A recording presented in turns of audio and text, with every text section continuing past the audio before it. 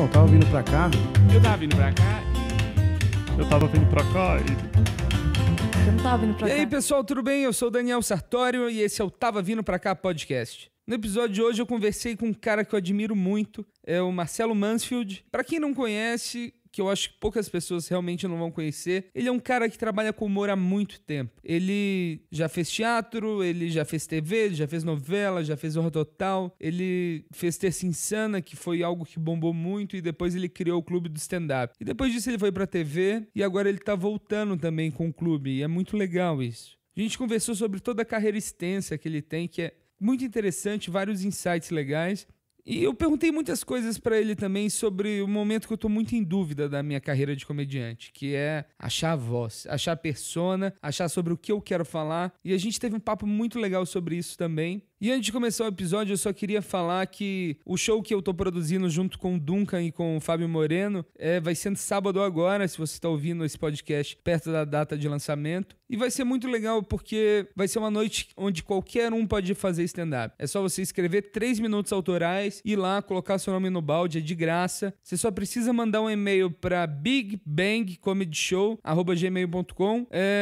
O e-mail vai estar no YouTube ou no SoundCloud, ou não importa onde você esteja ouvindo. E vai ser um show muito bacana, precisa confirmar antes para poder entrar. Tem muita gente, já tem poucas vagas sobrando. E mandem e-mails, vocês vão receber a confirmação na hora. Para comentar sobre o episódio, se você gostou, se você quer falar alguma coisa sobre, você pode mandar um e-mail para tavavindopracá@gmail.com. Mas se você não gostou tanto e você quer falar alguma coisa, você tá com aquela raiva reprimida que você não sabe o que fazer e você quer descontar em cima de um desconhecido, o desconhecido perfeito para descontar a sua raiva chama Mauri Silva. Vocês podem procurar ele no Facebook, onde que mas eu vou passar o e-mail, que eu acho um jeito melhor de mandar uma ofensa para uma pessoa, né? amaurifte@hotmail.com ou Gmail, ele tem os dois. E vamos começar. E só falando mais uma coisinha. O show que a gente tá fazendo vai ser na Vila Mariana, em São Paulo, e é num lugar muito legal da Samantha Gravena, que chama Casa Galpão, que é um espaço de coworking, que eles têm um galpão lá legal para caso você queira fazer algum curso, queira fazer algum evento empresarial. E tem os espaços também de coworking para trabalhar e eu recomendo muito esse lugar. E só um aviso, eu quero pedir desculpas que ficou um pouco barulhenta, que a gente gravou numa lanchonete. Mas vale muito a pena acompanhar e depois as crianças que estão enchendo o saco, elas vão embora, tá bom? Valeu, pessoal. Vamos pro episódio agora. Muito obrigado, pessoal. Quinta que vem tem mais.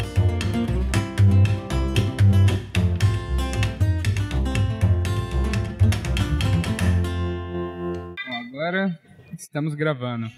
Oba, eu vou fazer essa voz o tempo inteiro. Momento. Como é que chama aquele ator que fez era o Johnny Depp e Martin Landau. Martin Landau. Um filme que era sobre o Ed. Gente, como é que chamava o diretor, o pior diretor do mundo? Putz, eu não sei. Nossa, mas você lembra do filme? Era o Johnny Depp fazia o pior diretor do mundo e o Martin Landau fazia o Bela Lugosi. Gozar como a gente lembra os atores e não lembra dos filmes, né? O Landon vem na minha cabeça, assim, mas eu não sei bem como a figura ele é dele. um dos atores da minha infância, né? Porque ele fazia Missão Impossível, era bem legal, era um belíssimo programa. Quando faliu a TV Excelsior, acabou o programa, porque nenhuma outra emissora comprou, porque a Excelsior foi fechada por causa do regime militar, né? Putz. Então ficou perdido. Agora no YouTube você assiste o Missão Impossível. Nossa, tá, mas... É legal, que tem um monte de coisa no YouTube, assim. Graças a Deus. Nossa, tem filme mudo. Tem filme. A minha avó, ela é uma cinéfila louca. Desde os anos 9, assim, desde 1909 ela ia no cinema. E ela contava as histórias dos filmes. Eu comecei a procurar os filmes que ela falava. Mary Pickford, Douglas Fairbanks, tem tudo no YouTube. Nossa, eu vi um filme no Netflix esses dias, da Barbara Streisand. Nossa. Novinha, o Funny Girl. Que é maravilhoso. É ótimo o filme. Eu nunca tinha assistido, eu nem sabia que ela era tão boa assim. Boa, né? Engraçada e... Como é que eu posso te dizer isso sem te chocar? Ela é uma feia bonita, né? Ela é uma feia bonita. Ela é atraente, ela é gostosa. É um corpão, assim, né? Ela é toda gostosa. Mas tem, o YouTube, eu acho a melhor coisa para pesquisa, melhor que o Wikipedia. Com certeza. Eu achei engraçado esse filme que tem a intermission no meio, assim. Sim, que ele para por 10 minutos pra você... porque é tipo 3 horas de filme, né? Uma coisa gigantesco assim, o filme. Você precisa que eu explique que eu estou gripado demais? Não, tá tudo bem. Eu posso fazer isso na introdução também. Então tá bom. Eu gravo a introdução antes, aí depois aí eu falo sobre você, sobre a sua Tá carreira. joia. Tá joia. Caralho, essas crianças estão gritando demais aqui, né? Estão gritando muito? Bom, Vai eu sempre ter que penso fazer nos parte. Nardoni. Eu sempre penso que os Nardoni tinham uma certa razão. Já começamos bem. Mas, Marcelo... Mas dá pra gente fazer tranquilo com as crianças Dá gritando. pra gente fazer. Pensa que a Shirley Temple e o Didi Garland. Elas estão ensaiando. Olha lá, foi uma embora. Aí a outra vai junto também, pronto. Elas estão sentadas numa moto que tá aqui gritando. E a moto funciona daqui a pouco. Se elas ligarem e sair correndo, seria ótimo. Mas, Marcelo, você começou a carreira direto, você foi para os Estados Unidos para Sim. perseguir essa carreira de... Sim. Primeiro, você já pensava em ser comediante? Sempre, desde criança. Não, na verdade, desde criança eu pensava em ser ator. Mas eu sou de uma tradicional família, né, careta e conservadora, então um ator, não. Então, você quer ser artista, vai estudar piano. Clássico. 6 horas por dia de estudo, era puxado. E você conseguia estudar tudo assim? Eu estudava. Eu tentei aprender música, mas não tinha essa disciplina. Eu estudava até o dia que a professora... Eu ia passar pro conservatório, né? E aí a professora de piano falou, falou pra minha mãe, falou, ele é muito estudioso, ele é muito perseverante, mas ele não tem talento. Ele não vai ser um pianista clássico, ele vai ser um professor bom. Aí já estava meio cansado, adolescente, queria fazer outras coisas, aí fui fazer balé. Balé. Eu fiz anos de balé, dei aula de dança, de sapateado, de jazz, mas eu sempre queria ser ator. O problema é que o ator, meu pai, tinha uma coisa assim, ele nunca foi preconceituoso com isso, nem minha mãe. Não tinha o menor problema. O problema deles era a insegurança, entendeu? A insegurança de você não saber se você vai ganhar no mês seguinte, que é uma coisa que acompanha a carreira inteira. Então essa grande preocupação deles era essa, era eu não ter segurança e ter uma vida boa. Então, assim, eu fui fazer publicidade, entendeu? A faculdade, eu me formei belamente. E aí, um dia, eu falei pra minha mãe, eu falei, não adianta, eu quero ser ator, não sei o que. Ela falou, então quer saber de uma coisa? Vai pros Estados Unidos, vai direto pra Hollywood, vai fazer o que tem que fazer. E eu fui, e só que lá na época tinham muitos problemas, como tem até hoje, com imigrante e tal. Então eu fazia open mic. Você fazia open mic um monte de open mic de personagem. Personagem, E tem um até que eu faço no meu show, que é um cantor cego, que eu faço até hoje, que era um sucesso, porque eu não precisava falar, enfim. Embora eu falava muito bem inglês, eu tentei fazer umas coisas de stand-up, mas na época o stand-up mesmo lá não era tão badalado. Em que época isso? 85, 84, por aí. Aí quando eu voltei, eu conheci a Angela Dipp, a Grace Janocas e a Giovanna Gold, e elas estavam fazendo comédia. Underground total, tipo show às 3 da manhã no Madame Satã, o Espaço Off, que eram os lugares mais complicadinhos de São Paulo, assim, onde se reuniu o pessoal do movimento punk e tal, roqueiro, e aí eu fui fazer com elas, aí a gente formou um grupo, chamava Arpias e Mansfield, e daí a gente fazia comédia, sempre com comédia. Eu nunca... Agora, depois de velho, depois de 32 anos de carreira, eu estou pensando seriamente em dar uma dirigida para um outro tipo de trabalho que não seja comédia. É engraçado, né? Tipo uma renovação, assim, pensar, será que não era hora de eu fazer, não drama ou tragédia, mas alguma coisa meio diferente. Eu até conversei um pouco com a Ilana Kaplan, que é muito minha amiga, candidata ao Prêmio Shell esse ano pela Baixa Terapia. Da gente pensar em coisas que não sejam exatamente comédia, mas que tem, entendeu? Meio passar por uma dramídia, né? Um draminha com comédia, suspense, alguma coisa diferente. Ah, que legal. Mas a minha carreira e a minha fortuna foi toda em cima da comédia, o tempo inteiro. Os comerciais que eu fazia eram cômicos, as novelas que eu fiz eram papel cômico. Todo o meu trabalho na televisão e no teatro foi comédia. E no cinema também. E lá em Los Angeles, eu estava lendo que você participou de alguns sitcoms, você como estagiário, alguma coisa assim? Eu fiz estágio, mas daí foram 12 anos depois. 12 anos depois. Depois que eu voltei de Los Angeles e comecei a minha carreira, fui fazer Rá-Tim-Bum na TV Cultura. Eu tinha um projeto na Gazeta, chamava Ondas Livres. Eu vou te contar a história, você vai concluir para mim. O Ondas Livres era o seguinte, você fazia um programa ou fazia um vídeo, um VHS, e levava lá e eles apresentavam num horário que era meia-noite, entre meia-noite e 1h. Isso hoje chama YouTube. Era o YouTube da Gazeta. Mas tipo, qualquer um poderia... Qualquer um. Que legal. Eles, como tinha uma certa, né, um bom senso, uma fundação, Casper Libero, então tinha um bom senso. O meu era um programa sobre a TV dos anos 50. Então era eu e as 3 meninas, a gente fazia em branco e preto, ao vivo, entendeu? Caindo pedaço do cenário. A gente fazia toda a palhaçada em cima, chamava Marcelo Mansfield Show. Mas vocês tinham espaço pra filmar da TV? A gente gravava dentro da TV. Que legal. A gente gravava no estúdio da Gazeta, com direção da Rosana Olivares e a supervisão do Tadeu Jango, que era o cara mais quente, ainda um cara muito quente dentro dessa coisa da videoarte e tal. De lá a gente já emendou direto no TV Mix, que foi o único programa que bateu na Xuxa, em Ibope, fora da Globo. Uma época que a Globo chegava a 90 pontos de Ibope, né? E depois a gente foi todo mundo, a mesma turma que fez o TV Mix, acabou indo pra Cultura fazer o Rá-Tim-Bum. Aí fui morar na Inglaterra, porque me convidaram para trabalhar nos Estados Unidos de novo.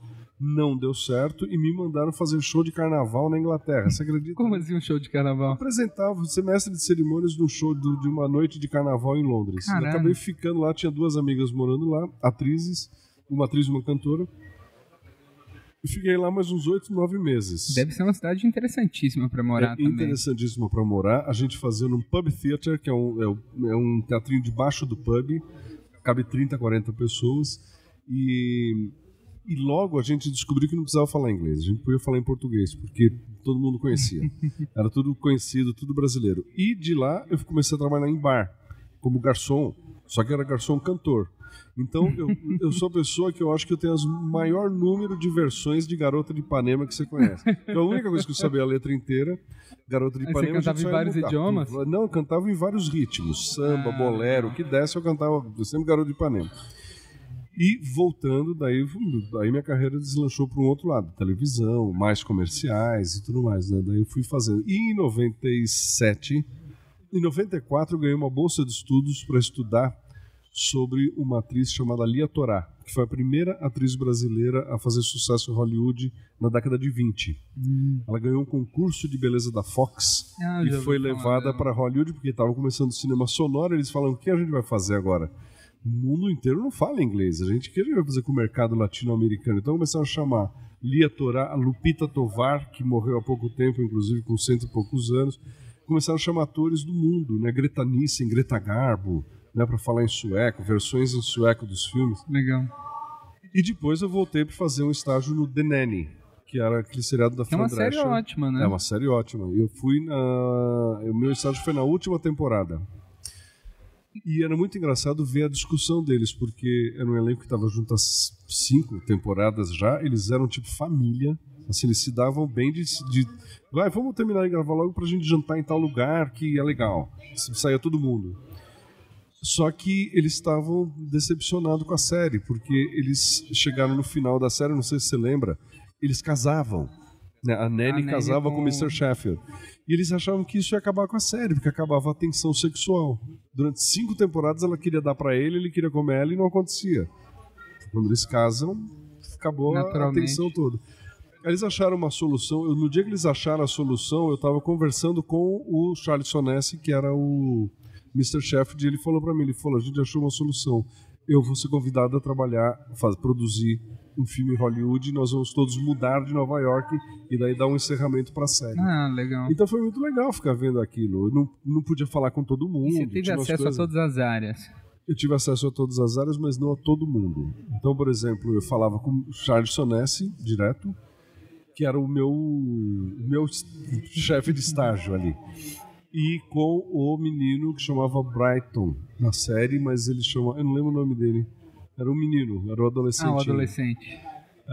A Fran Drescher me cumprimentava, todo mundo me cumprimentava, né? Eu tava lá, eu sentava dentro do set, né? Numa cadeira alta de lona. Quer dizer, eles sabiam quem eu era, falavam comigo e tal. Falavam em espanhol, né? Mas eu não podia questionar eles. Não é que eu não podia, não é? Parece que é uma coisa proibida, não. Tipo, eu tinha uma pessoa que estava lá para me ajudar, que era ele, o Charles Sonesse, para falar como é que funcionava. Você pode incomodar alguém, né? Tipo, deixa ele com o Mr. Sheffield e se vier outro do México ou da Argentina, vai ficar com outro ator, entendeu? Era meio não uma bolsa de estudo, porque eu não ganhei nada, nem gastei nada. Mas era meio isso, era ouvinte. Porque eles sabiam que no Brasil não tinha o Sai de Baixo, umas coisas, nem tinha ainda o Sai de Baixo. Não tinha, nunca teve sitcom direito o sitcom no Brasil. não vingou muito bem aqui, né? Não, o que vingou foi uma coisa que é uma criação brasileira, que é o Família Trapo, que virou Sai de Baixo, Vai Que Cola. Esse formato vingou, né? Mas a sitcom, como eles produzem lá, num único estúdio, com plateia, isso não aconteceu. Porque a plateia faz muita diferença, né? Nossa, demais. Que me incomodava, assim, falava, por que esses seriados têm todos risada? Só que se você assiste sem risada... É horrível. É horrível. É horrível, mas a risada dá o ritmo pra eles. Exatamente. E é muito louco porque antes entra um cara que é um puta comediante. E ele faz um stand-up de 15, 20 minutos. Ele mexe com todo mundo, ele pergunta pra todo mundo. Isso daí eu vi num outro seriado chamado The Naked Truth. Porque no The Nanny... eles faziam poucas cenas com plateia. Por algum motivo que eu não sei, acho que é porque era a última temporada. E quando tinha essas cenas com temporada, o cara sempre me alugava. Ele falou, a gente tem um cara aqui que é brasileiro, não sei o quê, canta o que a Baiana tem. Então, assim, eles ficavam zoando com a plateia e eu no meio, assim, entendeu? Então, era legal, foi bem interessante. E eu aprendi coisas que eu não achei que eu ia aprender. Por exemplo, a maquiagem deles é uma coisa estranhíssima. Por quê? É meio marrom. Eles põem uma pasta marrom na cara, assim, é tipo o último grau de um pancake. Que na tela você vê, eles estão lindos, né? Mas cobre a pele inteira, uma coisa impressionante. É plástico, outra coisa, né? É quase uma coisa de plástico. Outra coisa muito louca era o sindicalismo, assim. Então, por exemplo, tinha uma cena que as duas entravam, ela e a pequenininha, que chamava... Puta, não lembro o nome das atrizes, só lembro a Fran Drescher. E elas entravam e jogavam os casacos no chão. Aí ela falou... E eles tinham que subir a escada para ver a novela, e a Fran Drescher falou, não posso subir para ver a novela, porque eu estava vendo a novela nesse sofá aqui. Vamos gravar de novo, eu vou apontar para lá. Beleza. Elas não tocaram no casaco. Vem uma camareira, veste elas de novo, começa de novo. Então, assim, super rigoroso, assim, o sindicato, entendeu? Ela entrava de novo, falava, vamos ver a novela, e iam pro sofá. Eles têm muito isso, de cada um faz a função, né? Eu tenho um amigo que ele foi trabalhar nos Estados Unidos como publicitário, e aqui no Brasil você tem essa mania de ir acumulando função, né? Você quer que o negócio seja produzido, aí você vai agilizando, só que aí isso deixa as pessoas bravas também. Agora, né, você estava montando o negócio aqui, eu estava arrumando meu microfone, imagina lá, você não pode mexer. Você não Eu não sei, eu acho que isso deixa o povo um pouco à vontade, mas funciona para eles, e então ótimo. Aqui acho que não funcionaria. É que eles têm um esquema de negócio que está muito à frente da gente. Muito. Né? Eles são a terceira indústria dos Estados Unidos, que é o maior país do mundo. Não, eu estava lendo um livro sobre roteiro de comédia para Late Show. E o cara fala uma coisa que eu achei interessantíssima, que para escrever monólogo, os roteiristas têm na sala 4 máquinas de fax. Que aí todo roteirista freelancer tem aquele número. Aí se eles têm alguma piada sobre o que aconteceu no dia, eles mandam, aí se usa, paga $100 pro cara. Beleza. Uma coisa que eu vi no The Naked Truth, você lembra desse? Eu não lembro. É familiar o nome, mas eu não... Tia Leone fazia. Ela era uma fotógrafa. Bom, o seriado acho que só teve 2 temporadas. E tinha uma cena que ela falava... Eles entravam por uma janela e falou, nossa, parece que eu tô num episódio ruim de do Papai Sabe Tudo. Aí alguém da produção vai lá e fala, ninguém lembra Papai Sabe Tudo. Eu falei, então tá bom. Parece que eu tô no episódio ruim do I Love Lucy. E aí a plateia riu, porque reconheceu, porque I Love Lucy passa até hoje. Então eles mudavam as piadas na hora. Uma outra coisa isso é um negócio foda, né, que eles fazem. Isso, eles ficam muito atentos, reescrever em cima da hora. Tem que ser bom. Uma coisa que eu descobri lá, e depois até confirmei no Making Off, é que no Friends, eu não pude ver o Friends, porque o Friends era tipo, e o vento levou, né, da televisão, assim, o maior sucesso. Mas eu pude ir no cenário. Não adiantou nada. O cenário a gente tem aqui, né? Mas tudo bem, fui no cenário do Friends, daí lá eles falando, não sei o que, e quem dava o punch pra eles era sempre o Matthew Perry. Sério? Que era o melhor pra dar punch, era ele e a Lisa Kudrow. Eram os que davam os melhores punch na hora na leitura. Assim, eles liam, chegavam na última fala, um dos dois falava uma merda, punha no roteiro. Não é legal? Isso é legal, né? Que aqui você faz isso? Não. Uma vez eu fui me meter aqui no roteiro do Agora é Tarde, do Danilo Gentili. Nossa, os roteiristas quase me bateram. Como roteirizado? É tudo roteirizado? Tudo roteirizado. Mas, não, a gente faz as piadas. Disse, então tá bom, então faz aí. Aí depois na hora a gente fazia. O Danilo jogava pra mim, eu fazia, né? E Quando você começou com a Terça Insana, a comédia de personagem estava forte já, ou você acha que foi algo que vocês trouxeram? Eu acho que foi um momento que a gente conseguiu um grande sucesso, porque era uma coisa que a gente vinha fazendo desde os anos 80. Sem internet, sem YouTube, sem Instagram, sem nada. Então demorou 15 anos pra gente explodir. Até que a Terça Insana explodiu esse movimento que chamava nos anos 80 o movimento underground. Que é aquilo que eu te falei. A gente fazia show às 2 da manhã. Tinha um circuito nos anos 80 que era o Espaço Off, Teatro Mambembe, Madame Satã, Cais. Eram todos os lugares dos punk loucos, entendeu? Tem cenas maravilhosas, assim. A gente fazia show, entrava a Claudia Wander, que era uma traveca. E no meio do show dela entrava os milionários paulistanos com taça de champanhe, de smoking, porque eles achavam exótico, e no Reduto Punk de São Paulo. E um dia ela, sem menor pudor, ela pôs o pau pra fora e começou a bater uma punheta. Quer dizer, você imagina isso, e eu de smoking esperando pra fazer minha cena, né?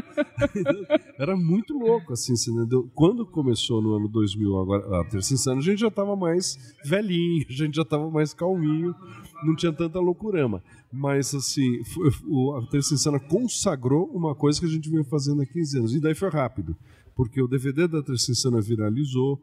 Foi o DVD que viralizou primeiro. O DVD da Terça Insana fez o YouTube funcionar no Brasil. Os vídeos que estão no YouTube agora dos personagens são todos desse DVD. Do DVD original. E foi assim, foi do dia pra noite, começou a ter uma procura enorme para assistir os shows. Então, mas é isso. Como foi crescendo durante muitos anos, quando a gente começou a fazer no teatro pequeno, aí deu certo, daí a gente começou a fazer no teatro no Bar Avenida, que era grande. E aí as pessoas, o nosso velho público começou a ir assistir de novo, levando seus filhos, né? Quem tinha filho com 6, 7 anos de idade na década de 80, estava com os filhos já com 20 e poucos. Esses filhos descobriram a gente. Ah, que legal. Do mesmo jeito que, pouco tempo depois, eu fui descobrir Rafinha Bastos, essa turma que estava fazendo um outro tipo de comédia já no YouTube, já na internet. E eles já estavam todos em São Paulo? O Rafinha já estava em São Paulo? O Rafinha foi o seguinte, a gente estava no apogeu da Terça Insana 2003, por aí, eu mandei um e-mail de fã para ele. Ele tinha um programa na All TV, aí eu mandei para ele um e-mail de fã. Tipo, eu acabei de te assistir, achei você muito engraçado, não sei o quê. E aí ele me mandou de volta dizendo, eu sou seu fã desde que eu era criança, porque eu via teus comerciais em Porto Alegre, tá, né? Aí eu fui no programa dele, a gente fez a entrevista. Da entrevista, eu não estava doente que nem eu tô hoje, então eu não posso te prometer a mesma coisa. Mas da entrevista a gente começou a conversar lá na cozinha da All TV. Quando eu fui era 4 horas da manhã. E a gente tá grudado até hoje. A Marcela Leal fazia Terça Insana com a gente, ela tinha uns quadros dela que ela criava. O marido dela, que era o Rodrigo Lombardi, que agora é o super galã, fazia uns anjos, umas coisas que ela criava. Então eu fui conhecendo uma nova turminha. Diogo Portugal fazia a Terça Insana como convidado. E essa turminha estava querendo fazer stand-up já. Entendeu? E daí eu falei, agora que eu vou dar uma virada na minha carreira, que já estava com o mesmo estilo há 20 anos. Aí você já estava cansado, querendo mudar. Cansado e querendo dar uma renovada, né? Acho que você não cansa da comédia. Da sua comédia. Você não vai cansar da sua comédia. Você vai querer renovar a sua própria comédia. Então hoje, por exemplo, o meu texto do Seu Merda, o meu texto do Seu Lili não é o mesmo que eu fazia há 15 anos atrás. É completamente diferente. E você vai polindo ele com o tempo. Vai polindo, vai melhorando até. Vai deixando mais sofisticado no sentido de tratamento, não no sentido de elegância, assim, né? Você vai sofisticando o teu trabalho. Pô, que legal. E quando começou isso do Clube da Comédia, já tava rolando no Rio? Já. O Comédia em Pé? Tava. O Cláudio Torres Gonzaga foi um dia assistir a Terça Insana e na frente do Teatro Leblon tinha uma livraria maravilhosa. Que a gente vivia lá tomando café e tal, e ele entrou. Um dia a gente tinha feito junto Celebridade, a novela. E ele falou, mestre, sabe que eu tô querendo fazer uma noite de stand-up aqui no Rio? Eu falei, acho ótimo.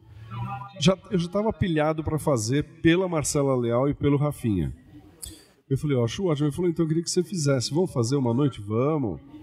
E aí tá, daí foi primeiro o Rafinha, depois foi a Marcela. E aí eu fui uma noite fazer, era com o Fernando Ceilão, o Paulo Carvalho, tinha mais alguém, e não o Cláudio Torres Gonzaga, que estava com o pai doente, não estava. Aí eles fizeram e pararam. E no que eles pararam, a gente começou, sem querer, na mesma época, a gente começou em São Paulo a fazer o Clube da Comédia no Beverly Hills. Foi o primeiro bar, então. No fim, então, a gente começou meio junto. Daí eu liguei para ele e falei, a gente quer que chame Clube da Comédia. Ele falou, não, tudo bem, porque o nosso chama Clube da Comédia em Pé. E ninguém tá falando, todo mundo tá falando comédia em pé. Eu falei, então a gente vai chamar Clube da Comédia Stand-Up. E aí começou o show. Primeiro foi um show pequenininho chamado Mondocane, que era eu, o Marcelo e o Rafinha. Aí na plateia tava Márcio Ribeiro, Oscar Filho. Márcio Ribeiro só escuta histórias incríveis dele. Já pensamos muito em fazer um show com as piadas dele, assim, entendeu? Porque é maravilhoso. E aí o Márcio chegou pra mim um dia, a gente fazendo um comercial, e ele falou, eu tô a fim de fazer esse negócio, vamos fazer uma reunião, fazer alguma coisa? E aí começou a história do Clube da Comédia. A gente estreou no Beverly Hills sem avisar ninguém. Quem tava lá viu. Aí segunda semana, quem tava lá viu. Na terceira semana a gente viu que tava legal o show. Falou, vamos fazer direito. Daí a gente fez uma estreia no Bubu Lounge, lançamos com imprensa, com tudo. E aí depois voltamos pro Beverly Hills, ficamos quase um ano. Aí foi pro Mr. Blues. E esse elenco tava quem na época? Oscar Filho, Rafinha Bastos, Marcelo Leal, Márcio Ribeiro, Henrique Pantarotto, que abandonou a carreira, e tinha mais alguém. Aí o Diogo Portugal veio para fazer quando a gente foi pro Mr. Blues, e depois o Danilo. E depois de alguns anos veio o Patrick Maia. Esses são os fixos. Vocês pegaram um time muito bom, né?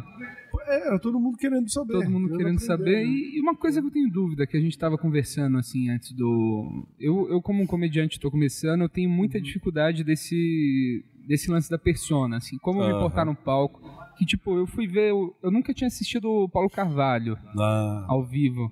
Aí eu fui assistir ele umas 2 semanas atrás, no Comedians... E eu achei ótimo, assim. Eu falei assim, porra, cara... É uma persona muito forte. Muito forte. Eu olhei assim e falei, porra, eu queria ser velho. Porque eu acho que isso já diz tanta coisa sobre você, sobre... Sim.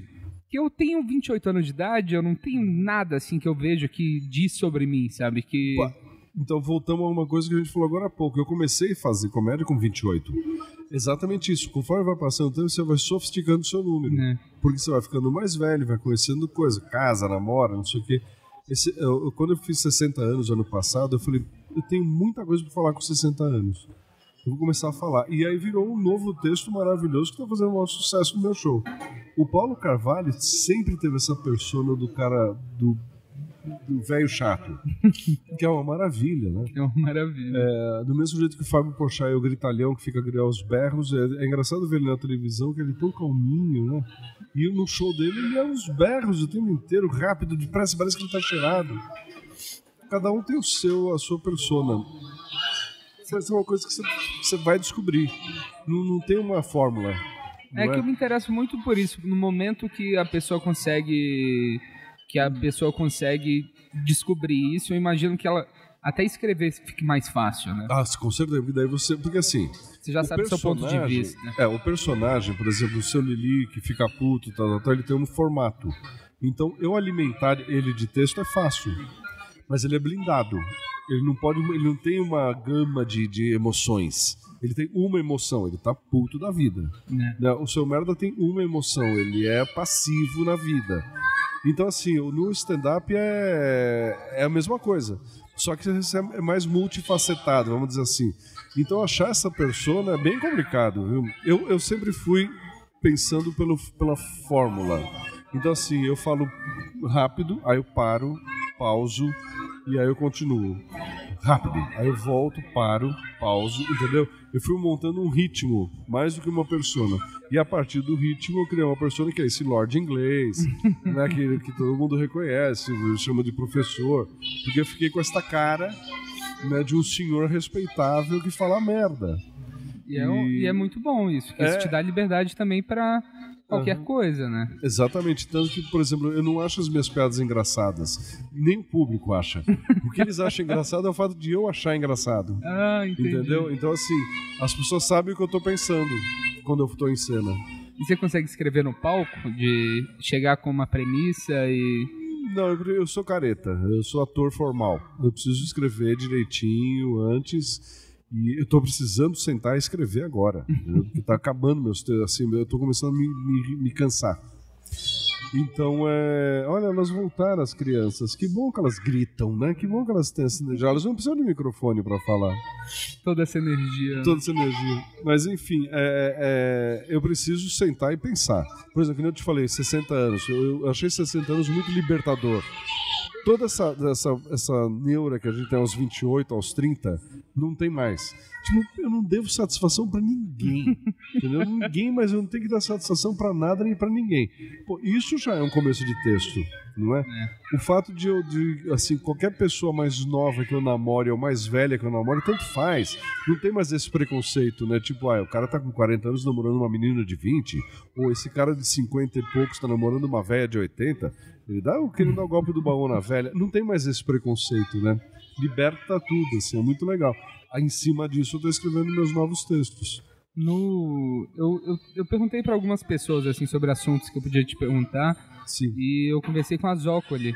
E ela falou um negócio muito interessante. Eu fiz o curso dela e adoro ela. Ela tá fazendo sucesso internacional. Exatamente. Agora, estrela no Canadá. Tô doido pra entrevistar ela pro podcast também. Assim que ela vier pra cá. Agora ela tá aí. E ela falou uma coisa que eu achei interessante, assim, que tipo, no início do clube do stand-up, vocês eram muito diretos no que é stand-up e no que não é stand-up. Careta, assim, a gente era, como é que fala isso? Ortodoxo, assim. Sim. Tipo, tem que ser feito assim.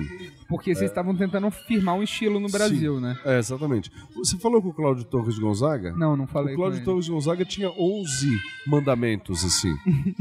A gente seguia aqueles 11 mandamentos. Você lembra algum? Não lembro agora, porque foi se perdendo com o tempo. Mas era isso, assim, a gente era ortodoxo, entendeu? Era 15 minutos, tantos punchlines, tantas piadas, era tudo muito careta. Isso daí vai mudando. Tinha até uma metragem, assim, de punchline? Tudo, tinha. O que acontece é o seguinte, que o que é bom para o americano não é bom para o brasileiro.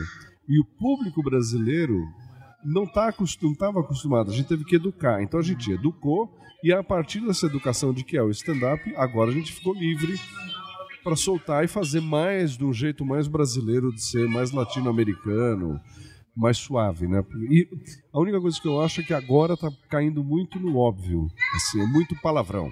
Palavrão as pessoas dão risada, então eu vou encher de palavrão o meu texto. E não é isso a comédia. Comédia não é só palavrão. Palavrão é engraçado. É engraçado. Mas ele é uma palavra, né? O palavrão é uma palavra. Um cu, ele pode ser muito engraçado ou pode ser muito grosseiro, não é? Mas é isso, é uma micro palavra que pode ser muito mal colocada. Pode ser grosseira, você não sabe quem que está assistindo. Então, assim, o palavrão tem que ser muito bem colocado. Por isso que a Dercy Gonçalves foi uma estrela durante 90 anos. Ela falava palavrão como ninguém. Não é? Então, tudo tem que ter muito cuidado. E a gente tinha muito essa métrica. É desse jeito, o mestre de cerimônia segue essa Bíblia. Cada comediante começa assim, termina assim. Que é aquele negócio, para você aprender algo, você tem que aprender a regra para depois você quebrar, exatamente. né? Exatamente. Entendeu? E aí, acho que uma nova geração, por exemplo, eu vejo o Thiago Ventura fazendo, ou o Igor Guimarães, assim, eles já brasileiraram a coisa toda, assim, eu acho legal. Eu acho que agora essa velha geração, que é o Danilo, o Rafinha, todo mundo, eu e a Ângela Dipp e o Márcio Ribeiro, que Deus o tenha, mais ainda, né? A gente teve que sair correndo atrás para acompanhar. E agora a gente tem que acompanhar mais. Mudou muito rápido, né? Mudou muito depressa. E o fenômeno que está agora, você acha que o stand-up hoje em dia está maior do que era quando estourou? Não, acho que era maior, era mais... como é que eu posso te falar? Mais explosivo. Né? Quando começou era uma explosão. Todo mundo, nossa, o que é isso? Que legal, que maravilha. Agora não, agora ele é um formato teatral, como drama, comédia, musical. Os grandes musicais, Le Miserable, Wicked, tudo começou meio junto, né? Você reparou? Não, faz 10 anos começou a ter os musicais grandes, né? Que estão até hoje direto junto com o stand-up. A diferença é a produção. E é muito louco isso, entendeu? Porque ao mesmo tempo que se instaurou no Brasil um estilo de espetáculo milionário, com elencos monstruosos, com pessoas treinadas de canto, dança, junto, no paralelo, foi o stand-up, que é a coisa mais simples do mundo. É um sujeito com o microfone na mão e um texto inteligente. Isso é muito bom, né? Porque isso que eu acho legal do stand-up também, que eu sempre queria fazer alguma coisa criativa, assim, em volta do humor, só que aí você quer produzir vídeo, você depende de uma galera. Você quer fazer qualquer coisa, você depende de uma galera, menos o stand-up. Exatamente, você pode fazer sozinho ou chegar a fazer o seu e ir embora. Exatamente. Não, o stand-up é muito livre, né? E o teatro? Você acha que o teatro te ajuda... Que a gente estava conversando disso antes de gravar, que eu tenho essa dúvida, assim, do fazer teatro ou não fazer teatro, como um comediante, como isso pode me melhorar, além do fato da performance. Eu vejo muito... Quando a gente vê um ator, principalmente está começando a fazer stand-up, você vê que ele exagera em muitas coisas e fica artificial. Muito. Você quer ver uma coisa? Eu vou te elogiar. Você tem uma voz maravilhosa. Né? Você fala muito claramente, você tem uma dicção muito boa. Muito obrigado. Todo mundo. Não é todo mundo que tem. Então, precisa ter técnica. O meu médico cardiologista fala uma coisa pra mim, que uma vez eu cheguei pra ele e falei, às vezes eu fico tremendo antes de entrar em cena. Ele falou, claro, é que nem ir pra frente de um pelotão de fuzilamento. É um monte de gente lá te olhando, falando, me divirta, mas você tá falando, eu não tô entendendo o que você tá falando, fala direito. Então tem que ter técnica teatral, tem que saber falar, tem que saber se postar no palco, né, se colocar no palco, você tem que saber onde que tá a luz, tem que saber a hora que para o som, em que momento, na hora que cortam a trilha de abertura do teu número, que você vai começar a falar, tudo isso é técnica. E aí você tem que ter um curso de teatro, uma escola de teatro, pelo menos alguém que te dê um coach, você entendeu? Como a Carol fazia, né? A Carol fazia um pouco de coach, né, para as pessoas no stand-up para aprender a lidar com o palco. Ela fez um exercício no curso dela que eu achei muito interessante. Eu ainda penso nisso, que ela fez um exercício de persona, que ela ela era uma turma que ninguém se conhecia e ela pediu para cada um contar uma história sobre você e sobre o que você acha engraçado. E a partir disso cada uma das pessoas deu opinião, tipo, à primeira vista, do que elas acham que o comediante é. Isso foi muito interessante, porque, falaram que a característica que me definiram era como cara gente boa, mas às vezes é filho da puta. E eu fico pensando nisso, tentando buscar esse negócio. Que eu me preocupo muito com a piada de abertura. Sim. Porque o jeito que você entra no palco, se a plateia não te comprou ali, não vai comprar mais. Não vai comprar mais. Eu tenho duas, mas uma coisa para te completar, é a primeira e a última. O Irving Berlin, que era um compositor famosíssimo durante todo o século XX, ele falava uma coisa que era maravilhosa. Ele falou, a música termina, mas a melodia continua. Então, se a tua última piada é maravilhosa, as pessoas vão sair com aquela piada na cabeça. E o número de abertura tem que ser muito bom pelo seguinte, porque esse é um exercício bom. Fica um dia atrás da cortina ouvindo a plateia. E sabe o que eles estão falando? Eles não estão falando, esse cara é maravilhoso, eu vim aqui porque ele é muito engraçado. Não, eles estão falando assim, eu fui estacionar meu carro, o valet aqui é 25 pau. Aí você ouve do lado e fala, pois eu tive que deixar as crianças com a minha mãe, porque hoje a gente queria sair um pouco sozinho. As pessoas não estão preocupadas com você, elas estão preocupadas com elas. E na hora que você entra em cena, elas estão ainda pensando no filho que está na casa da mãe, será que não está chorando com a minha mãe? Será que meu carro está bem guardado? Então, assim, ou você distrai elas na hora e puxa elas para você, ou senão você vai perder. É uma competição com a plateia. E o Jerry Lewis, recentemente falecido, falava uma coisa maravilhosa, né? Que ele falava que ele ficava ouvindo a plateia por detrás da cortina. O burburinho deles para ver se eles estavam animados, se eles estavam fraquinhos. Porque isso determinava o tom que ele entrava. Se a plateia estiver muito quieta, você fala, eu vou ter frio, chovendo. Eu fui fazer um show em Paulínia que tinha 400 pessoas na plateia em silêncio antes de eu entrar. Tava 11 graus, você entendeu? Então eu falei, eu vou ter que entrar e já jogar pra cima. E aí eu já entrei já jogando pra cima, ganhei na hora. E fui mantendo a coisa.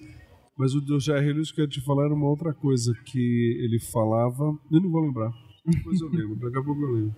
É que tinha isso de ficar ouvindo a plateia e essa coisa de que ninguém está muito preocupado com você, eles estão preocupados com o teu número, eles estão preocupados em se distrair, eles estão preocupados com elas. Eu fiz um show recentemente, assim.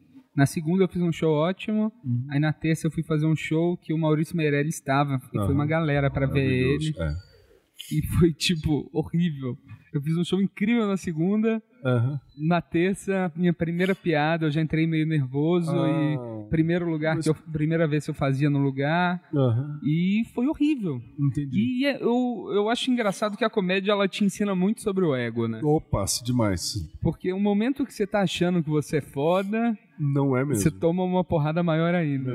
Lembrei o que é do J.R. Lewis, que ele falava o seguinte, que a plateia é o rei e a rainha. Você é só o bobo da corte. E se você não fizer o rei e a rainha dar risada, você vai pra guilhotina. Que é exatamente essa sensação, né? Eu tenho um exercício que eu faço antes de entrar em cena, que é: ninguém tá aqui por minha causa. Ninguém tá aqui pra me ver. As pessoas estão aqui pra se divertir. Então, eu não importo. Eu só sou... Você conhece o Reiki? Conheço. Então, o Reiki é isso, é uma luz que vem através de você e você tem a cura. É a mesma coisa, assim, tipo, eu só sou um instrumento pra... O cara não pode virar pra você e falar, pô, eu acho esse cara do caralho. Ele tem que falar, eu tô me divertindo pra caralho. Entendeu? Esse é o exercício do ego, é deixar o ego fora. O que é muito difícil entre os comediantes de stand-up. É muito difícil. E a maioria tem um ego maior do que... Porque acaba que você, querendo ser um artista, assim, você quer que as pessoas riam de você, é algo... egocêntrico. É egocêntrico, mas pensa isso. Pensa, eles estão aqui para se divertir com o conjunto. Eles não sabem o meu nome, eles não sabem meu RG, meu telefone. Eu não faço parte da vida deles. Uma coisa que eu acho interessante também é você ter consciência da sua posição no show. Se são 3 comediantes e tem um muito fodido que tá todo mundo lá para ver, não vai entrar depois desse cara. Entra antes. É melhor você entrar muito antes, 2 comediantes antes, do que você entrar depois dele e vai se ferrar. Eu aprendi essa lição a duras penas com a Nani People. A Nani People é uma drag. Sim. Então quando ela entra em cena, ela bate o leque, grita e tem show explosivo, né? Porra, você entra depois falando, oi, eu sou Marcelo Mendes, minha mãe era inglesa. Pô, ninguém acha graça. Acabou de vir uma explosão, você entendeu? Então tem que ter muito cuidado. Ainda tem um lance que a plateia não consegue mais rir também, né? Sim, com certeza. E essa história, né? The act who follows the act. Assim, você vai ser só você vai fazer para o pescoço das pessoas que estão indo embora. Eu gosto muito de ser mestre de cerimônias. E no Comedians eu faço muito mestre de cerimônias e eu não faço nenhuma piada no final. Eu dou os avisos, falo boa noite, obrigado, porque as pessoas já estão pagando conta, elas estão indo embora. Já estão distraídas, né? Já estão em outras, né? E você já tinha essa experiência com mestre de cerimônias, igual você falou, né? Que quando você estava na Inglaterra, você fazia isso nas festas. Sim, muito. Eu acho que isso deve ser uma puta experiência, porque eu ainda tenho esse medo de ir pra plateia, sabe? Você sabe que é muito melhor ser mestre de cerimônia do que ser um dos comediantes da noite. Porque você tem 4 ou 5 oportunidades de se dar bem. Enquanto você vai fazer o seu número sozinho, se você não se der bem, como você falou, se você errar a primeira piada, tchau. E o mestre de cerimônias não. Eu estou fazendo o novo Clube da Comédia e na próxima semana, como eu te falei antes da gente começar a gravar, eu vou fazer institucional. Eu vou abrir falando, meu nome é Marcelo, eu sou mestre de cerimônias, hoje vamos ter fulano, ciclano e beltrano. E espero que vocês se divirtam, bom show. E aí vai entrar, e daí na minha segunda entrada, aí eu vou fazer minhas piadinhas de velho, de comer véia, essas coisas. Eu vou deixar pra segunda entrada, porque a primeira eu preciso só aquecer a plateia. Estabelecer que vai rolar um show ali. Vai ter um show de humor e não sei o que, não sei o que. Eu não gosto muito de falar, eu falo palavrão no show, mas eu não gosto muito de usar o palavrão como um artifício. E às vezes a plateia que tá lá tá afim de ouvir merda. Tá afim de ouvir palavrão. Isso que é muito complicado. Isso que é complicado mesmo, de tipo... Eu comecei mais influenciado pelos americanos. Eu não acompanhava muito brasileiro. Fez bem. Só que, tipo, eu sou um cara que eu tenho um monte de teoria, um monte de repertório, só que é muito frustrante que você não consegue pôr isso em prática ainda. É difícil. Que pra você juntar tudo isso e fazer um estilo seu e que funcione... Porque sabe qual é o problema? Eu acho que você sofre de uma coisa que eu sofro minha vida inteira. É as pessoas pensarem junto. Lembra que eu te falei agora há pouco, assim, as pessoas entendem o que eu tô pensando? Nem toda a plateia é assim. Por isso que eu gosto de fazer solo em teatro formal, sem bar. Eu nunca vou fazer um solo meu num bar. Bar é... Não dá, entendeu? Porque as pessoas não estão ali pra... Porque a gente pensa nas piadas, né? Então, assim, eu não sei se você conhece um comediante americano chamado Jack Benny. Jack Benny, não. A fama dele era que ele conseguiu muito mais risada em silêncio do que falando. As piadas dele não eram tão engraçadas quanto as pausas. Porque ele falava alguma coisa tipo, sei lá, eu tenho um galo que fica imitando uma galinha.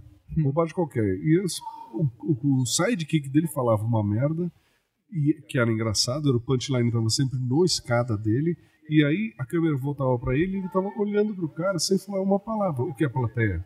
Tava falando, o que ele tá pensando? Estava imaginando já todo o pensamento dele.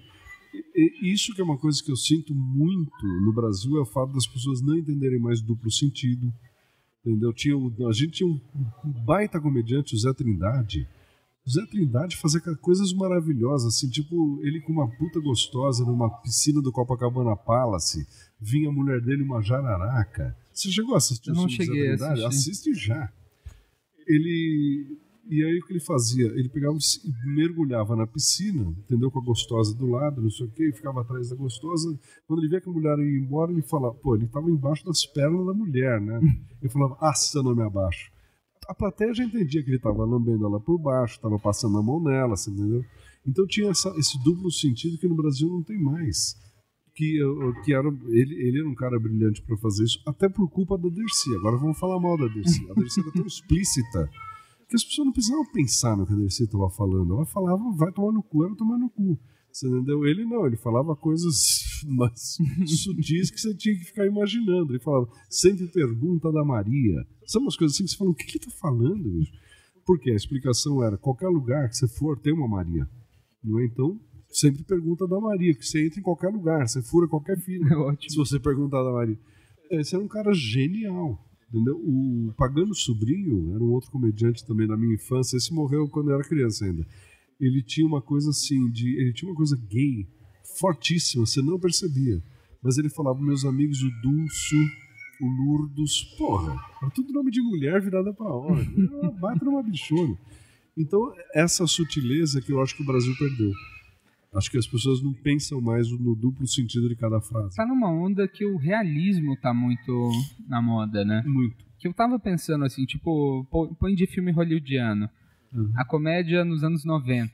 Você tinha aqueles filmes da galera do Saturday Night Live. Sim, o Kung Fofo lá, que é um filme. Eram filmes de piadas e situações absurdas. E hoje em dia a comédia ela é muito realista, eu acho. Crua, me falta o absurdo. Tipo, o último filme que bombou foi Superbad. Superbad, talvez o Virgem de 40 Anos, foram filmes que... Se Beber Não Case. Todos os filmes não tem nada de absurdo, assim, são só situações... O Se Beber Não Case, pelo menos, tem um roteiro maravilhoso. Tem um roteiro impecável. É meio, tipo, nível...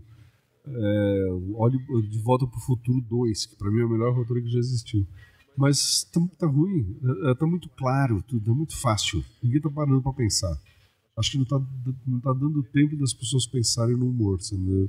Isso eu acho uma coisa que eu gostaria que voltasse a ter um pouquinho mais de malícia. Não ser tão explícito tudo, você entendeu? Você viu um filme do Mel Gibson que ele encontra um castor, um fantoche de um castor? Não vi isso. Cara, eu particularmente não gosto do Mel Gibson. Não, eu também não, mas eu achei tão bizarro esse filme. Se as pessoas não se importarem, eu posso até contar até o final que não é um filme bom, mas eu achei tão corajoso e bizarro assim que ele é um cara que ele é dono de uma loja de brinquedo, tá indo mal. Aí ele acha um fantoche de um castor no lixo. Aí ele começa a usar aquele fantoche e o fantoche meio que toma uma personalidade dele, sabe? Aham. E começa a tomar conta da vida dele. Não vi isso, não vi. E, tipo, Mas é legal? eu acho legal, só que é um filme muito arrastado. Bizarrão. É bizarrão. Uhum. Tanto que no final, se vocês não se importam, desculpa se alguém se importar, o Castor tomou conta da vida dele de tal jeito que ele amputa o próprio braço na garagem. Ah, nossa. E é Aham. tipo, do nada, assim. Mas é legal. Mas eu acho belo roteiro. corajoso. É. Isso que eu sinto falta. Sei lá, a gente Mas é o precisa... Mel Gibson, como é estrelão de Hollywood, quer dizer, coisa mais careta do mundo. Sei lá, a gente tem, 8 filmes do Homem-Aranha. Aham. Não aguento, mas eu ouvi falar do Homem-Aranha. Super-herói, remake. Aham. É porque Hollywood voltou pro começo, né? Fazer seriado no cinema. Eles voltaram pro começo deles para salvar a indústria. Não sei o que eles entenderam. E eu não vejo grande futuro na comédia do cinema brasileiro. Tem muito pouca comédia brasileira. O que tem é o Leandro Hassum, essa turminha que faz um tipo de humor que já passou. Entendeu? Que já não. Que é meio essa coisa de se beber não case. Segue uma fórmula americana que não é brasileira. E que eu acho que poderia ter. Tinha que ter um novo Mazzaropi.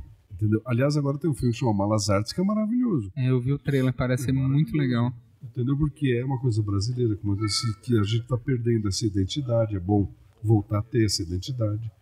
Eu fui num show do Rolando Boldrin com meus pais, na gravação do programa dele. E é muito legal que eu não... Pode colocar. Obrigado. Outra garrafinha dessas, mini garrafinhas de água. 2. E é muito legal que ele faz um aquecimento de plateia, assim, meio de stand-up, que eu não sabia que rolava, que eu nunca tinha ido numa gravação. Aham. Ele entra antes de começar a gravar, conversa com a plateia, solta umas piadas. E no meio do show ele começou a soltar uns causos bem, bem sujos do Mazzaropi, assim. Bacana. Uhum. E, tipo, você como comediante, você acha que você consegue prever o final... E você prevê o final, você acaba prevendo, só que aí ele vem com uma outra piada por trás e te pega de surpresa. Desmente tudo que ele tava falando. E eu achei isso incrível, porque eu acho que a gente mais jovem, a gente tende a olhar com desdém até pro que é feito, o que foi feito antigamente. Tipo, eu não iria no show desse cara se não fosse meus pais que quisessem ir. Entendi. E eu fui e foi incrível. Porque... Mas, gostado do que eu senti, você falou do Mazzaropi, exatamente quando eu ia ver o Mazzaropi, eu falava, pô, já passou. Não é da minha geração, isso é da geração do meu pai. Agora revendo 60 anos, agora revendo as coisas do Mazzaropi, o cara era genial. Ele era o seu Lili. Entendeu? No fim era uma influência que eu acabei tendo sem saber, porque ele estava sempre bravo, brigava com a mulher, xingava o filho. Mazzaropi era do grande caralho, assim como o Oscarito também era. O Oscarito eu já não conheço tanto. Maravilhoso. Mas é que o Oscarito é muito funcionário público carioca da época antes de Brasília, assim. Então ele é um pouco mais datado. É muito legal essa citação antes de Brasília, porque parece tão distante, mas nem é tão distante, né? Eu achava estranho quando eu era criança as pessoas falando, não, porque quando as coisas aconteciam no Distrito Federal, eu já estava aprendendo que o Distrito Federal era Brasília. Eu falei, ué, mas não é Brasília? Não, é o Rio de Janeiro, desculpa. É que a gente fala... As pessoas falavam Distrito Federal, Rio de Janeiro, né? Não falavam Brasília. O meu pai, ele é meio que contador de causos, assim. Ele dava palestra e ele foi meio que enfiando esses causos dentro. Uhum. E ele gostava muito, ele comprava uns CDs de um cara que chamava Geraldinho de Goiás. Já ouviu falar nesse cara? Não, cara ele, bom. tipo, é um caipira, mas ele tinha uns causos, tem um da bicicleta que eu não vou lembrar agora, mas procurem esse cara, que é realmente muito engraçado. Quem será que é? Geraldinho de Goiás, não conheço. Ele é tipo estilo Mazzaropi, assim, mas ele tem um sotaque que ajuda muito, que às vezes o sotaque deixa tudo bem engraçado também. Só que, tipo, é meio que esse filme como que você falou do filme que vai estrear agora? Do Malas Artes. Do Malas Artes, do cara que é o malandro. O Mazzaropi fez o Pedro Malas Artes. Eu não conheço muito a história. Ele fez a primeira versão, Pedro Malas Artes, era do Mazzaropi, agora é com o Jesuíta Barbosa, que eu acho um grande ator. Você vê que é engraçado, a gente tá falando de comédia, e tem uma identidade que tem que ter, não é? O Igor Guimarães, para mim, é um comediante brasileiro. Ele tem uma maneira de falar brasileiro. O Patrick Maia tem uma maneira de contar as histórias dele como paulistano, que nem ele é de São Caetano, Santo André, não sei. Essa identidade com o país eu acho do caralho. E o Jesuíto Barbosa tem essa identidade brasileira que o Mazzaropi tinha, que o Oscarito tinha. Embora o Oscarito às vezes eu acho que é um pouco datado, mas... Bom, não sei porque eu tô falando isso, mas eu tenho... Continuando. E tipo, quando você viu a galera, assim, o Patrick, o Danilo, eles já eram bons desde o início? O Danilo foi o seguinte, ele mandou para Marcela Leal uns textos. A gente começou a abrir no Clube da Comédia para conhecer gente nova. Porque a gente achou que a gente estava fazendo parte do movimento. É importante, não tinha o egoísmo do negócio, era um movimento. Então esse movimento estava lançando gente nova na época. O Rafinha já era um cara conhecido da internet, a Marcela era do teatro, o Diogo Portugal era badaladíssimo em Curitiba, estava começando a vir para São Paulo, eu tinha Falaram minha carreira. Que ele fazia show lá para 700 pessoas. Sim, quando a gente foi a primeira vez fazer o Risorama, a gente quase morreu, a gente não sabia que era tão poderoso assim. E o que aconteceu foi que o Danilo mandou os textos, junto com algumas outras pessoas, mandou os textos, e quando ele subiu no palco para ler, para falar os textos dele de uma terça-feira de tarde, a gente falou, esse cara é maravilhoso, a gente tem que chamar ele para fazer. Legal. Um open mic. No que ele fez o open mic com plateia, a gente falou, não é open mic, vamos chamar ele para fazer parte do grupo. Quando chegou no final que teve o CQC, eles começaram a ser muito... Como é que eu posso dizer? Chamados pelo seu. Então eles estavam faltando muito no show, eles não iam mais, chegavam com 40 minutos de atraso. Eu ficava puto que eles vinham com a roupa do CQC. Eu falei, eu não tô aqui fazendo propaganda do CQC, cara, eu tô fazendo outra coisa. Mas era bom eu ficar puto com eles, porque daí eu ganhava uns presentes bons, tipo um celular novo. Eles estavam ricos. E aí o Danilo, um dia eu cheguei pro Danilo e falou, a gente precisa ver isso, porque você chega com 40 minutos de atraso, você não tá vindo, você tá sendo muito, até uma palavra, né, requisitado, tá muito requisitado. Ele falou, então eu vou fazer o seguinte, eu vou indicar uma pessoa para ficar no meu lugar, Patrick Maia. Aí veio o Patrick, e o primeiro dia que o Patrick fez, a gente falou, o Danilo sabe o que ele tá falando, porque o cara é bom para caralho. E ele é muito bom, o Patrick é maravilhoso. E ele faz, pra mim, ele tá sabendo usar a Netflix como ninguém tá. Sim, ele brinca com formato ele também. Ele brinca com formato, ele faz na casa dele. Parece ele escovando os dentes, entrando na sala e fazendo um show. Achei ótimo isso também, piada que ele fala lá pra galera não tirar a etiqueta dos pups da Tokstok, ele ia devolver. É verdade. E você vê, e ele foi um cara, quando eu fiz um vídeo muito mal feito, e ele chegou pra mim um dia, esperou todo mundo sair da sala do camarim do comida e falou, mestre, você precisa resolver esse teu vídeo aí. Tá muito mal feito, tá muito caindo aos pedaços. Resolva isso e depois você devolve pro Netflix. Então ele me ajuda. Você é um cara que é muito... Ele foi roteirista do Agora é Tarde. E aí, assim, também tem uma coisa, a gente vai conhecendo as pessoas. Por exemplo, o dia que eu descobri que eu ia trabalhar com o Léo Lins e com o Murilo Couto, eu fiquei feliz, porque eu era fã dos dois.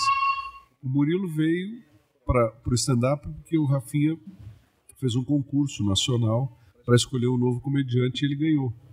E ele ganhou porque ele fez um vídeo e a Júnia, a mulher do Rafinha, falou, ai, tadinho desse menino, pobrinho, de sandália havaiana, coitado, vamos dar pra ele, né, pra ter uma chance. E depois a gente soube que o Murilo é rico pra caralho, né, tipo filho de cacaueiro, uma coisa assim. A imagem dele é de pobrão, mas ele já tinha feito malhação, tudo. Já tava a mil. E o Léo Lins eu conheci por causa do Comédia em Pé. E eu acho o Léo Lins genial. Eu acho os melhores textos pra mim são do Léo Lins. É muito trabalhado, né? É muito trabalhado e assim, é uma coisa que não é uma pessoa que você pode chegar e falar, Léo, você me ajuda a escrever um texto? Não. É tão dele, os textos dele são tão pra persona dele, é tão em volta daquela pessoa que ele é, que não tem como ele te ajudar. Isso é o ideal também, né? Você conseguir fazer uma piada que ninguém mais consiga fazer. É verdade, essa é a persona. O desafio, né? Essa é a alma da persona, né? Só dele. E claro que a gente troca piadas. Eu tenho uma piada do Hitler que o Danilo fazia e era um horror. Assim, as pessoas ficavam com uma cara de cu. Assim, ninguém gostava. Aí eu falei pra ele, deixa eu fazer essa piada. Dá pra mim essa piada, não tá funcionando. Aí ele me deu a piada e eu enfiei no outro contexto, de viagem pra Europa, no meu contexto. Sim. Não numa coisa agressiva. enfiei uma piada sobre o Hitler numa viagem pra Europa. Aí funcionou. Daí ele falou, então pode ficar pra você. A gente troca piada também de vez em quando, né? Hoje em dia acho que não. Porque hoje em dia não tem mais o grupo. Porque o Clube da Comédia tinha isso, a gente se encontrava, se reunia, jantava fora, almoçava junto, então falava, olha, o que você acha desse texto? Que aí virava meio que um coletivo, né? Virava um coletivo. Entendeu? Hoje em dia eu tenho essa relação, eu tenho com o Rafinha. Eu ligo pro Rafinha e falo, eu tô com um problema, eu quero falar uma coisa do Shakespeare, eu queria fazer uma piada sobre o Romeu e Julieta, não sei. Aí ele pega e me manda, entendeu? Então a gente troca ideia assim. Mas não toda hora mais. A gente não tem mais toda semana um encontro, né? Então isso é complicado. Eu acho uma coisa do início também, que é muito legal, mas né? que podia ter sido mantida. Isso eu acho que podia ter sido mantido. Encontros entre os comediantes para trocar ideia. Márcio Ribeiro, ele falava um monte de merda, ele falava, não, eu não vou falar isso no palco. Quem quer falar? Assim, hoje em dia, se você pega uma piada de alguém e não fala na hora, nossa, as pessoas querem te processar. Imagina. Uma vez eu liguei pra Carol Zócoli no Canadá e falei mandei um WhatsApp.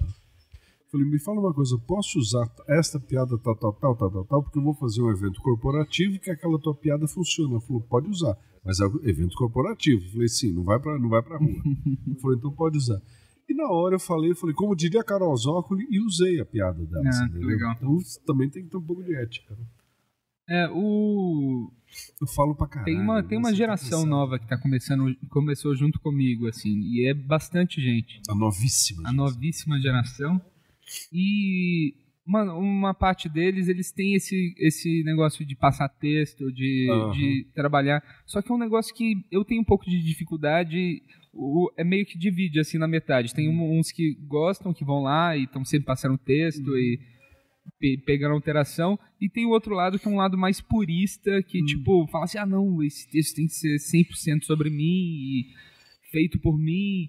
Eu não acho errado. E é um negócio que eu acho que atrapalha, assim, porque é o lance da visão do outro, né? De tipo, às vezes uma opinião, uma pessoa pode dar. Tem um garçom lá de um bar que a gente apresenta, que ele vê a gente fazendo sempre. E às vezes ele fala assim, eu prefiro quando você fala desse jeito, eu acho que funciona mais. E é tipo uma opinião de um cara que não é comediante. Que não é, acho ótimo. Isso é foda Mas quando você ouve alguém falando que uma pessoa que não é do ramo e te dá um palpite, eu acho que você tem que falar, obrigado. Sim. Ótimo e pensa nisso. Fala, será que ele tá com razão? Será que não funcionaria melhor mesmo se eu mudasse o tom? Ou será que eu continuo no meu e tchau, valeu a intenção, mas não vai ser isso. Também acho que você tem que analisar tudo. Outra coisa que eu ouço muito de comediante das antigas é nunca conta, né, suas piadas para outro comediante. Eu não tenho medo. Porque eu tenho 60 anos, você tem 28. Quer dizer, o meu tipo de piada não vai ser o teu, não é? Mas o não conta, você acha que ele é pro cara não roubar? Essa coisa eu acho bobagem. Eu não gosto de contar antes de subir no palco, nem por isso. Eu não gosto de contar porque... Superstição. Não é superstição. É que se é uma piada que eu tô muito confiante e eu conto pra um comediante que já tem um senso de humor diferente da plateia, ele pode não gostar e me destabilizar. Não, melhor você testar com a plateia. Sempre é melhor testar com a plateia. Que eu tenho muito disso. Tem muita piada minha que funcionou explosivamente 1, 2 vezes. E depois eu não consigo fazer funcionar mais. Joga na gaveta, pega daqui a 2 anos. Teve uma piada que eu fiz isso, que era uma das minhas primeiras, voltou agora e tá funcionando bem. Eu tinha uma piada que eu fazia sobre Guarulhos, uma coisa de Guarulhos, que eu fiz por causa de uma amiga minha que morava no bairro lá que chamava Jardim Bambi. Eu falei, esse nome é maravilhoso. E eu fazia a piada e fiz 2, 3 vezes, funcionou. Um dia eu fiz 0, água, não deu nada. Eu joguei na gaveta. Depois, uns 2 anos, eu peguei de novo, reformatei tudo, aí funcionou de novo. Só que daí, ao invés de eu simplesmente fazer uma piada porque tinha uma amiga minha na plateia, eu reformei ela para ser um texto. Eu incluí ela dentro de um contexto, um texto dentro de um contexto. Daí funcionou para sempre. Então, às vezes, você tem que pegar o texto e guardar, e esconder, e deixar no fundo da gaveta e voltar depois. Bacana. E só para encerrar, Você não aguenta mais, né? Eu falo muito. Tá ótima a entrevista, senão fica realmente longo. Pena que eu tô falando pouco porque eu tô doente. E agora você tá voltando com o Clube da Comédia, né? Exatamente. E você tá voltando e é o elenco rotativo. O elenco rotativo é melhor, eu acho mais fácil pra gente trabalhar, porque né, ninguém tem compromisso de estar lá toda segunda-feira fora eu.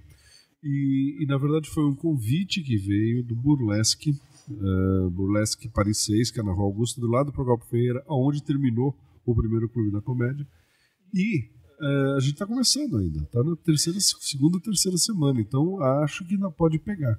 Mas não temos mais aquele compromisso de vamos insistir até a última pessoa vir. Não, tá tranquilo. Se rolar, rolou. Se não rolar, foi uma memória, entendeu? Então o Patrick Maia vai fazer junto com a gente, o Rafinha. Segunda-feira, o dia que o Rafinha joga basquete. Então ele falou, um dia ele vai lá. Eu falei, então o dia que você vier, entra no meio. No meio do legal. Meu texto e vamos falar merda junto. Não precisa vir com nada preparado. E o Oscar, falei que já todo mundo tá sabendo que tá tendo, mas só que nem todo mundo tem mais tempo para fazer isso, né? O Danilo grava, a Marcela tem não sei o quê, o Oscar tem outro show. É difícil reunir. O Márcio morreu. Então, assim, é meio difícil de reunir todo mundo de novo, né? Mas eu acho que vai. Acho que é uma memória, mas é mais uma coisa gostosa de lembrar do que um show, assim, entendeu? Uma coisa. Tomara que role, porque é bom para a cena também. Sim, mais um show rolando. E um show legal, né? Um show que você tá levando um elenco fantástico. Que é todo mundo que tá aí no mercado, né? Vamos chamar todo mundo, entendeu? Mas eu acho que tem muito show em São Paulo legal, como a gente falou antes. O show do Marcelo de Moraes eu acho legal, porque é no teatro. Show ótimo lá. O show do bar, só pra falar essa coisa do formato, o show de bar é muito bom para você aprender a se concentrar.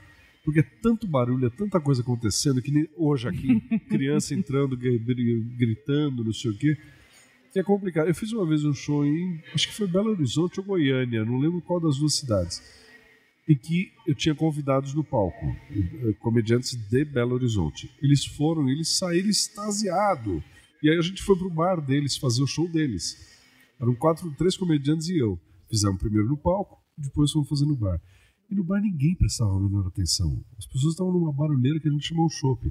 Aí eu entendi porque eles ficaram tão felizes, eles quase tiveram um orgasmo, porque finalmente eles tinham uma plateia inteira olhando para eles.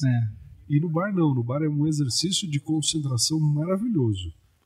E depois uma hora você tem que ir pro palco formal, não tem jeito. Seinfeld, eu acho que fala que um negócio que eu acho interessante, que o show em bar, o show ruim é bom para endurecer o comediante, e o show no teatro é bom para ele explorar o material, né? Exatamente. Plateia boa, plateia ruim, que ele fala, né?